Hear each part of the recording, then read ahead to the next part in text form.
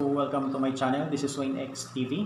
Ang ituturo ko sa inyo ay tungkol sa mga basic at advanced techniques about sa Microsoft Office applications kagaya ng Microsoft Word, Excel, PowerPoint, Photoshop, Publisher at marami pang iba.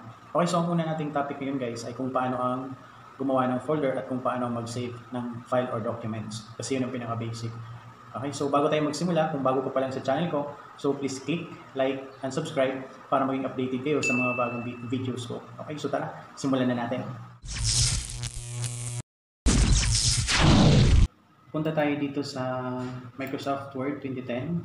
Nasa startup guys, so andito siya sa baba, left side. Okay, so then close muna natin to.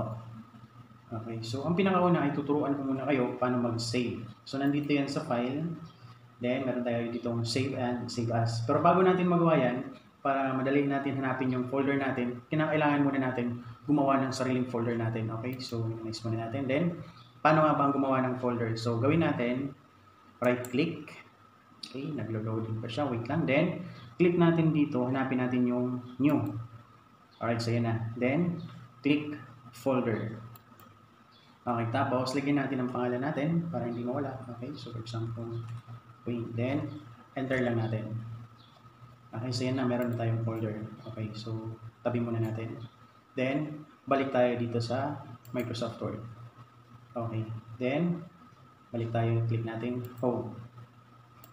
Okay, so para tayo makapag-save, kinakailangan gumawa natin muna ng document na isi-save. So for example, ganito gawin natin. So the brown fox. Okay, so the quick brown fox.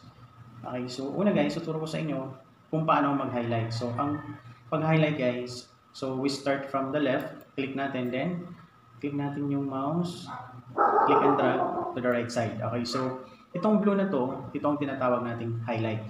So bakit tayo nag-highlight? So nag-highlight tayo, for example, gusto natin gumawa ng mga changes para sa mga sentences na to or sa word na to, kailangan natin siyang i-highlight. For example, punta tayo dito sa font style. Ito naman, tinatawag natin mga font style. Yan. Okay, so for example, click natin 40. Yan. So nag-change yung font style niya. So kailangan naka-highlight siya. Then, for example naman, gusto natin palitan ng font size. So click lang natin to dito. Katabi lang ng font style yung font size. So for example, lagyan natin sa number 48. Okay. So, click muna natin. Okay guys. So, for example naman, hindi naka-highlight yung word natin and then gusto natin gumawa ng changes. So, walang mangyayari dyan. Kita ko sa inyo. So, click ko muna dito sa gitna. Okay. And then, kunyari gusto kong i-change yung font size ko. Yan. So, punta ako sa 72. So, hindi siya nag-change kasi nga, hindi siya naka-highlight. So, dapat, i-highlight natin yung word bago tayo gumawa ng changes. Yan. So, naka-highlight na. For example, 72. Yan. So, diba, lumaki na siya.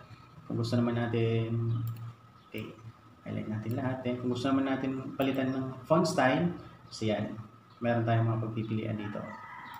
Okay, so click natin. So yan, di ba naka-highlight siya? So mas maganda siya tingnan at nakakagawa tayo ng mga changes kapag naka-highlight siya. So yun ang twist dito guys. So punta tayo sa file. Then, for example, save as. And then, hanapin natin yung folder na ginawa natin. So di ba may pangalan yon? So punta tayo dito sa desktop kasi nasa desktop naman siya. So andito yung mga location. Okay, so desktop, click natin yung desktop. Then, para mahanap natin yung folder natin, so tingnan nyo dito sa file name, ito, diba? Then, click natin dito.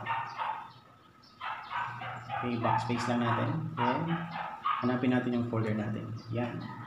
Wait, click natin.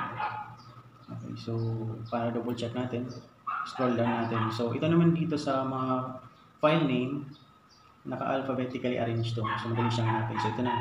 W. So, click natin. Then, open. Okay na. So, meron tayong file name. Ito yung folder natin sa file name, yung Wayne.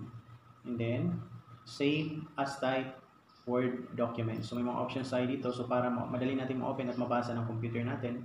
So, click natin yung Word document. And then, click save. Okay guys, so yun ang steps kung paano mag-save sa Microsoft Word at kung paano gumawa ng folder. Okay, kasi kailangan talaga natin gumawa ng folder at matutong mag-save kasi for example mag-brown out, walan tayo ng kuryente tapos di pa na-save, so mawawala lang yung in-encode natin. So yun, kailangan natin yung mga basic na ganito. And kung may mga katanungan kayo, so feel free to comment down below. See you in my next video guys. So abangan nyo, marami pa akong ituturo sa inyo. Thank you for watching and bye-bye!